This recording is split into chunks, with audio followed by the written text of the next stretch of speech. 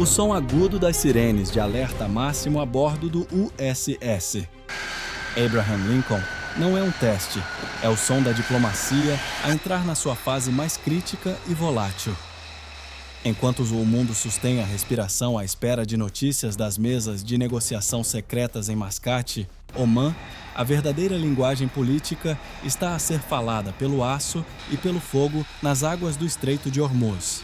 Washington não enviou apenas uma mensagem protocolar, enviou uma armada de guerra completa, descrita pela Reuters como uma das maiores exibições de força naval da história recente para cercar a região. Neste exato momento, o horizonte do Golfo está dominado pela silhueta ameaçadora de um super porta-aviões e pela sua escolta letal de destroyers da classe Arleigh Burke. Não se enganem com a calma aparente. Os silos de mísseis verticais estão abertos e os caças furtivos F-35 Play Lightning II estão abastecidos, armados e prontos na catapulta a vapor. A estratégia mudou radicalmente nas últimas 24 horas. Já não se trata apenas de palavras em papel timbrado. Trata-se de uma arma carregada apontada diretamente à cabeça das negociações. Um único erro de cálculo, um movimento brusco de uma lancha iraniana e o mar da Arábia transformar-se-á num inferno em questão de segundos. A paz está por um fio, e esse fio é feito de titânio armado. O calor no convés de voo do porta-aviões semi-voa USS Abraham Lincoln é algo físico, quase uma entidade viva que golpeia os marinheiros com uma força brutal.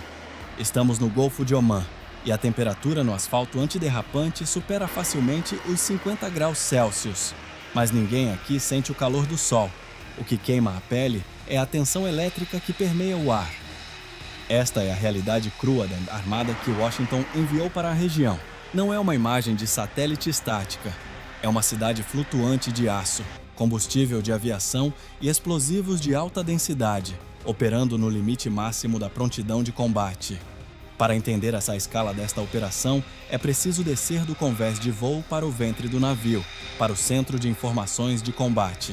Aqui, na penumbra iluminada apenas pelo brilho azul e âmbar dos monitores, dezenas de especialistas de guerra olham para o que parece ser um videojogo, mas cujas consequências são reais e catastróficas.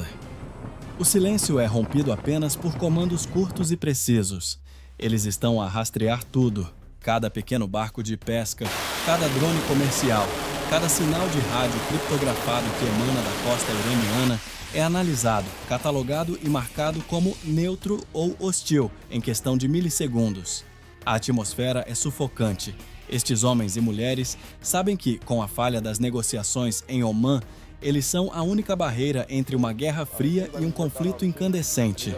Lá fora, a água azul escura do Estreito de Hormuz esconde perigos invisíveis. A Reuters relata uma concentração de força naval sem precedentes, mas o que os relatórios não mostram é a dança mortal que acontece diariamente. Pequenas lanchas rápidas da Guarda Revolucionária Iraniana surgem do nada, cortando as ondas em alta velocidade, testando os reflexos dos artilheiros americanos que manejam as metralhadoras calibre 50 nas amuradas dos navios. É um jogo de nervos. Os marinheiros americanos observam os iranianos através de binóculos de longo alcance. Os iranianos filmam os americanos com câmeras de mão. Ninguém dispara, mas todos têm o dedo no gatilho. A regra de engajamento é clara, mas aterrorizante. Não disparem, a menos que sejam atacados, mas não deixem que eles cheguem perto demais. Enquanto isso, nos céus, a rotina é ensurdecedora. O ciclo de lançamento e recuperação de aeronaves no USS Abraham Lincoln não para. O rugido dos motores a jato na pós-combustão faz vibrar o externo de qualquer um no convés. O cheiro de querosene queimado e a maresia misturam-se. Cada caça que decola leva consigo mísseis reais, não de treino.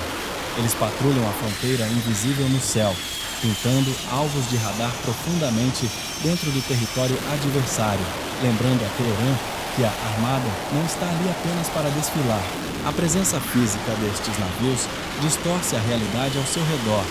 O tráfego comercial desvia-se quilômetros para evitar a zona de exclusão.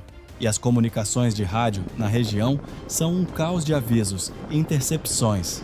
A diplomacia em Mascate pode estar a tentar arrefecer os ânimos, mas aqui, na linha da frente, a temperatura só aumenta.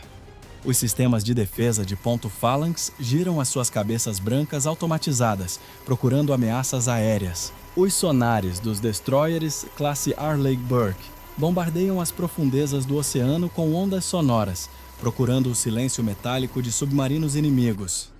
Esta máquina de guerra é gigantesca, complexa e assustadoramente eficiente.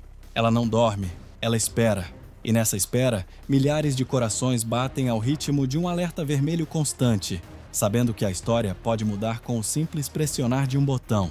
No epicentro desta tempestade estratégica, a arma que realmente altera o equilíbrio de poder não é o porta-aviões em si, mas o predador que dorme no seu convés. Estamos a falar do F-35C Lightning II. Para os operadores de radar iranianos que vigiam nervosamente o céu do Golfo Pérsico, esta aeronave é um pesadelo matemático, um objeto que existe fisicamente, mas que eletronicamente é quase invisível, aparecendo nos seus ecrãs com a assinatura de um simples pássaro ou uma bola de golfe. A grande revolução aqui não é apenas a velocidade supersônica de Mach 1.6, é a furtividade, diferente dos caças F-18. Super Hornet, que carregam mísseis e tanques de combustível sob as asas, criando um alvo enorme para os radares inimigos. O F-35 se esconde as suas garras dentro da fuselagem. Ele foi desenhado para penetrar as zonas de defesa aérea mais densas do planeta, como as baterias de mísseis S-300 que protegem a costa do Irão, sem disparar um único alarme até que seja tarde demais. Mas o verdadeiro game changer, o fator que muda o jogo, é a sua capacidade de fusão de sensores. Este caça não luta sozinho. Ele atua como um maestro invisível, aspirando terabytes de dados do campo de batalha. Ele pode detectar um lançador de mísseis móvel no deserto e, em silêncio absoluto, transmitir as coordenadas exatas para um destroyer da classe Arleigh Burke, que navega a dezenas de quilômetros de distância. O piloto não precisa de premir o gatilho. Ele apenas ilumina o alvo para que a frota o destrua. É esta omnisciência digital que coloca um suor frio na testa dos generais em Teherã. Eles sabem que qualquer movimento que façam já está, provavelmente, a ser monitorizado por um fantasma que eles não conseguem ver nem tocar. Agora, vamos entrar na sala fria e silenciosa, onde o destino de milhões é decidido. Imagine-se sentado na cadeira de couro de um estrategista no Pentágono ou no quartel-general da Guarda Revolucionária em Teherã. O mapa digital à sua frente mostra o Golfo Pérsico não como água, mas como um tabuleiro de xadrez mortalmente congestionado. Se as conversas secretas em Mascate falharem nas próximas 24 horas, qual é o próximo movimento? Para os comandantes americanos a bordo do porta-aviões, a estratégia é clara, mas arriscada: dissuasão pela negação. A presença massiva da Armada não serve para invadir, mas para enviar um sinal inequívoco. Se a diplomacia colapsar, o plano B não envolve botas no solo. Envolve uma campanha aérea cirúrgica e devastadora. Analistas militares prevêem que, num cenário de escalada, os primeiros alvos não seriam as cidades, mas os olhos e os dentes do adversário, radares costeiros e locais de lançamento de mísseis balísticos. A vantagem americana reside na capacidade de lançar centenas de mísseis Tomahawk de forma simultânea, sobrecarregando qualquer sistema de defesa aérea existente na região. No entanto, do outro lado do Golfo, a estratégia iraniana baseia-se na guerra assimétrica. Os estrategistas em Teherã sabem que não podem vencer a US Navy num confronto direto de navio contra navio. Portanto, o pesadelo tático que eles prepararam é o enxame.